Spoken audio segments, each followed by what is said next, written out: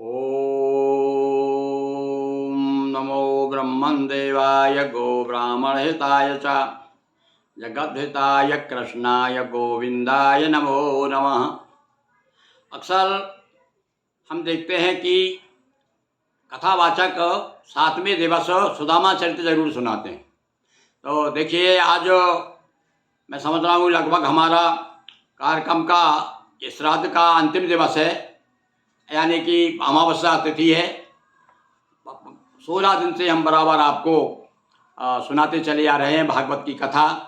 तो आज हम आपको सुदामा चरित्र सुनाते हैं। ये भी भगवान श्री कृष्ण के अनन्य भक्त थे। तो भक्ति भक्त भगवंत गुरु चतुर नाम बपू एक, किसी भक्त की कथा कहिए या भगवान की कथा कहिए, बराबर आपको वही फल प्राप्त होता है।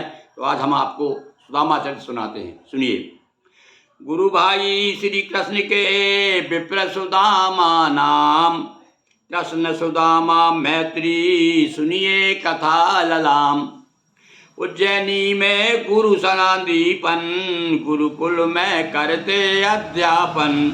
छोड़ छोड़ अपने निज धामा, और पढ़ने आए कृष्ण सुदामा। बहुत बड़ा विद्यालय था भैया उनका वहाँ पर। तो वहाँ पर ये देखिए, उत्तर प्रदेश से गोकुल से तो भगवान श्री कृष्ण पढ़ने के लिए गए, और उधर गुजरात से पोरबंदर से हमारे सुदामा जी आते हैं। तो इसी प्रकार से ये तो दोनों की बात बताई भाई। उस समय इतना बड़ा उनका वो था कि वहाँ पर बड़े बड़े दूर दूर प्रांत के दूर दूर के लोग आया करते थे सुनने के लिए। तो विद्या पढ़ निज के सिधाए, नृपवन कृष्ण द्वारका आए। और विद्या पढ़ने के बाद में सुदामा अपने यहाँ चले गए, भगवान को द्वारकाधीश हो गए, द्वारका के राजा हो गए। और इधर सुदामा की निर्धनता, देती रहती थी व्याकुलता। किंतु भैया सुदामा की गरीबी दूर नहीं हुई। और कुछ लोग कहते हैं भैया भगवान श्री कृष्ण का सखा होते हुए साथ में पढ़े, बड़े मित्र थे, पर वो गरीब क्यों रहे?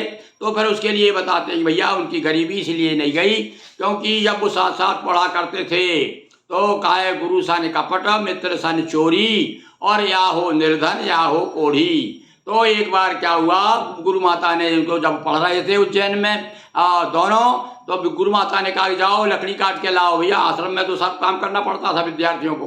तो भगवान श्री कृष्ण देखिए, आप परम ब्रह्म परमात्मा होते हुए भी मर्यादा निभा रहे हैं कि गुरु की कितनी महिमाएं बता रहे हैं। तो दोनों जाते हैं जंगल में, और गुरु माता इसलिए करती है, देखो जो भी गुरु माता हुआ करती थी अपने बच्चों से ज़्यादा ध्यान, अपने माँ से ज़्यादा ध्यान रखती थी अपने बच्चों का। उन्होंने कुछ चने रख दिए भुने हुए उस समय कि बेटा भूख लग जाए रास्ते में आपको वहाँ पर जंगल में, तो इनको खा लेना। सुदामा को दे दिए। अब सुदामा ने रख लिए, और वहाँ जाने के बाद कहते हैं बारिश हो गई, बीच में रुकना पड़ा उनको, एक पेड़ के नीचे रुके, काफ़ी समय हो गया, भूख लग गया इनको। तो सुदामा ने चुपचाप चना निकाल के खाने शुरू कर दिए। अब कृष्ण तो समझ गए, बोले क्यों रे सुदामा, मुझे भी भूख लगी, गुरु माता ने कुछ रखाया क्या, कुछ दिया है? अरे बोले नहीं भैया कुछ नहीं दिया है। देखो झूठ बोल गए। और सुना है, अरे तू तेरे दांत बच रहा है, तू कुछ खा रहा है क्या? अरे बोले मैं कुछ नहीं खा रहा हूँ भैया, ठंड के कारण जो बहुत पानी गिरा ना तो मेरे दांत किटकिटा रहे हैं। अब इस प्रकार से नाना प्रकार की कथाएं सुनाते हैं लोग। तो इसके कारण क्या हुआ, वो उसके उन्होंने जो है भगवान कृष्ण से चोरी की, छिपाया, इसलिए उन्हें निर्धनता भोगना पड़ा। किंतु बाद में भगवान ने असीम कृपा की, अपने जैसा ही उसको भी संपन्न बना दिया। तो नेह बेल कुछ ऐसी बाड़ी, मैत्री हुई जुगल में गाड़ी। और वह मित्रता, कई बार तो हम लोग क्या कहते हैं, अभी भाई हमारे साथ में कितने लोग पढ़ने वाले, हम भी पढ़े, हमारे साथ बहुत से लोग पढ़े, कितने लोग याद हैं, कईयों को तो हम भूल ही चुके हैं, पर हाँ दो चार ऐसे हैं जो अभी हमको याद किया करते हैं। तो ऐसे भैया और चले गए अपने अपने आप, फिर भी वो बराबर उनकी मित्रता में कोई फर्क नहीं पड़ा। मिली भार्या परम सुशीला, मिला नाम भी उसे सुशीला। नाम भी बड़ा सुशील थी, आचरण भी सुशील था उसका, जैसा नाम यथा नाम तथा काम। तो एक दिवस निज पति से बोली, संकोची बाणी रस घोली है तव मित्र द्वारकाधीशा, जो सब कहें चराचर ईसा। अरे पतिदेव, अरे तुम कहते रहते हो, हमेशा बताते रहते हो ना कि मेरा मित्र है द्वारका का राजा, तो भैया थोड़ी चले जाओ, थोड़ी बहुत मदद कर देंगे, अपनी गरीबी थोड़ी दूर हो जाएगी। अगर दशा उनको दर्शाएं, निश्चित ही मन चाह पाए। थोड़ा उनके पास में यदि जाओगे तो निश्चित तुम्हारी सुनेंगे। लिए भेंट चिवड़ा उपहारा, स्वामी अतः द्वारका जाकर आए श्री हरि के दर्शन कर। तो इसलिए आप स्वामी जाइए, वो कृपा करेंगे निश्चित, मुझे ऐसा विश्वास है। आप जाइए तो द्वारका पहुंचिए तो उनके दरवाजे तक तो जाइए। भाई देखो, जब तक हम भगवान को पुकारेंगे नहीं तो भगवान को माँ जब तक कहते दूध नहीं पिलाती, बच्चा जब तक रोता नहीं है तब तक। तो यहाँ कह रहे हैं आप तो जाइए। तो लिए भेंट चिवड़ा उपहारा, गए सुदामा हरि के द्वारा।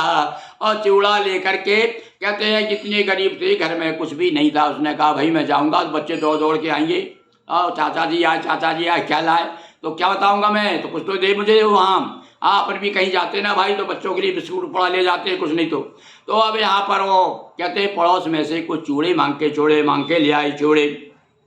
और रुक्मणी सहित मिले हरि राई, प्रेम सिंधु में रहे नाई।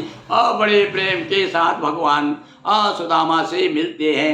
अलग अलग कवियों ने तो भैया इतनी ढेर सारी रचनाएं करके और भगवान श्री कृष्ण की और सुदामा की मित्रता का बड़ा प्रगाढ़ वर्णन किया है। एक मुझे कुछ पंक्तियां याद आ रही है, देखिए आप क्या कहा कवि ने कि सखा द्वार आए या कि जीवन आधार आए, द्वारिका धनी ने दौड़ उर से लगाया है।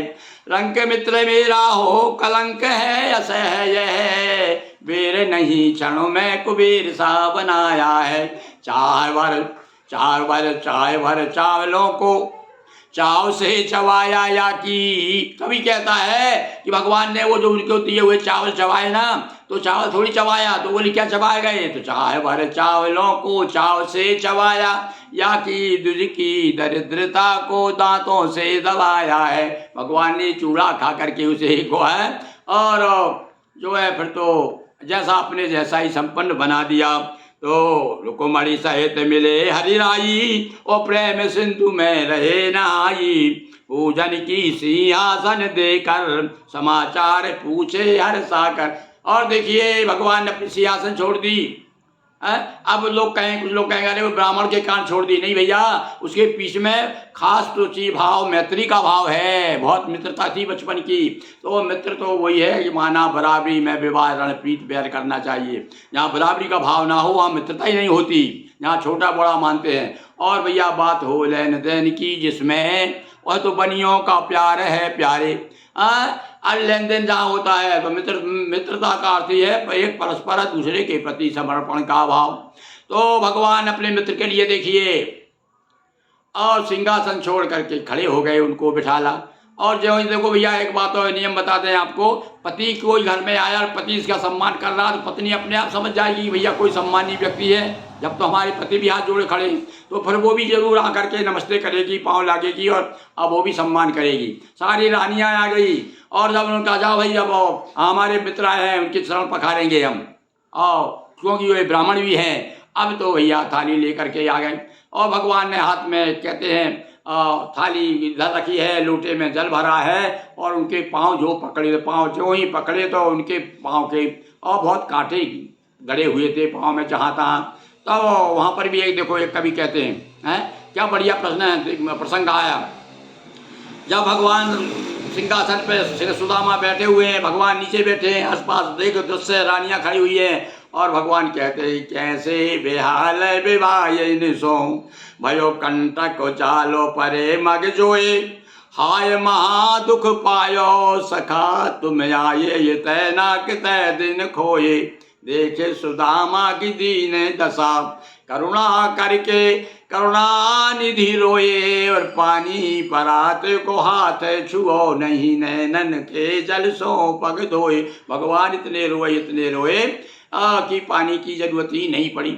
मतलब इतने द्रवित हो गए भगवान और कहते अरे तू भैया इतने कहाँ तक रहा, अभी तक क्यों नहीं आया। नाना प्रकार से बहुत से शिकायतें की। भगवान ने इस प्रकार से सुदामा जी का कृष्ण ने बड़ा स्वागत किया। कृष्ण बगल अब देखिए नते मुख मित्र हृदय संकोचा, चावल चिवड़ा कांख दबोचा। अरे यहाँ पर संकोच के कारण भगवान ने कृष्ण कार्य क्या सुदामा कुछ लाए भाई, तुम्हारी भाभी पूछ रही हैं। अब वो संकोच के मारे और छिपा रहे हैं उसको, सोच रहे हैं कहाँ तो राजा और कहाँ मैं हूँ। और राजा के लिए कहाँ चिवड़ा कोई खाते हैं क्या राजा लोग भाई। तो कृष्ण बगल से खींच निकाला, तुरंत एक ले लिया निवाला। तुरंत भगवान ने पकड़ लिया तो वो थोड़ा तो पकड़ गए, कुछ जल्दी लेकर के एक निवाला मुंह में रख लिया। और एक कौर में वैभव सारा दिया गया केशव के द्वारा। और भगवान ने एक कौर क्या खाया, एक कौर खाते ही सारा वैभव उसको बहुत सारा संपत्ति दे दी। एक ग्रास में दी जग संपत्ति और बहुत दे दिया है कमलापति। लोक हाथ तब बोली रुक्मणी, और बस भी कीजिए कृष्ण कृपा मणि। रुक्मणी ने हाथ पकड़ लिया, बोली महाराज जैन दुल्हन तो समझ गए मैं, अरे तूने सब कुछ लुटा दोगे क्या, अपने पास भी रखो कुछ भाई। और कहते हैं कि रुक्मणी ने आगे नहीं खाने दिया। और इधर सुदामा समझ न पाया, कृष्ण मित्र खाली लौटाया। और बाद में कहते हैं कि सुदामा से कहा, विदा 2-4 दिन रहे होंगे, कह लगे भैया मुझे घर की याद आ रही है, चिंता सता रही थी, उनको घर में छोड़ के आए थे, कि भूखी प्यासी अपनी पत्नी को कैसे क्या व्यवस्था हो रही होगी। तो बोले भैया आप मुझे जाने दो। ठीक है भैया जा भाई। तो जैसा कि जैसे नियम था, अरे भाई तू अब ब्राह्मण भी है, चल तिलक कर दे। तिलक करके 1.25 रुपया दे दिए उसको। और क्या है महाराज जाइए आप और आते रहिएगा, और अच्छी मीठी मीठी बातें की। अब इसका तो दिल रो रहा है कि कहाँ तो मैं आया था कि मुझे कुछ ना कुछ देगा, ये है कुछ असर भी दे देगा, कुछ सोने की कुछ चीज़ देगा, कुछ पैसे देगा, कुछ भी नहीं दिया। तब तो बड़ा चिंतित हो गया मन में और कहने लगा, आओ खाली हाथ आ गया। लेकिन जब अपने ग्रह आए, वैभव देख बहुत चकराए। और जब आया जहाँ झोपड़ी थी वहाँ पर भैया महल बन गया। अब तो वहाँ पर आरती लिए खड़ी हुई है, सुशीला को पहचान नहीं पा रहे हैं, बड़ी मुश्किल से अपनी पत्नी को पहचाना। तब बताया गया कि ये भैया तुम तो इधर पहुँच गए थे, उधर भगवान ने गाड़ी भिजवा करके सामान भिजवा दिया। भैया द्वारका और पोरबंदर में जाने में 2-3 दिन लगते हैं, तो भगवान ने इतने रोक लिया होगा जितने दिन में गाड़ी वहाँ पहुँच करके सामान व्यवस्था हो जाए, सारी व्यवस्था करवा दी। और देख करके बड़े आश्चर्यचकित हो गया। तो दीन बंधु ने दीनता छीन मित्र की लीन। ऐसे दीन बंधु हैं हमारे कन्हैया। क्या किया द्वारकाधीश ने, उसकी दीनता को छीन लिया, यानी गरीबी दूर कर दी। और दीन बंधु ने दीनता छीन मित्र की लीन। जीवन भर सुख में रहे अंत सदगति दीन। द्वारकाधीश भगवान की जय, एक सच्चे मित्र की जय।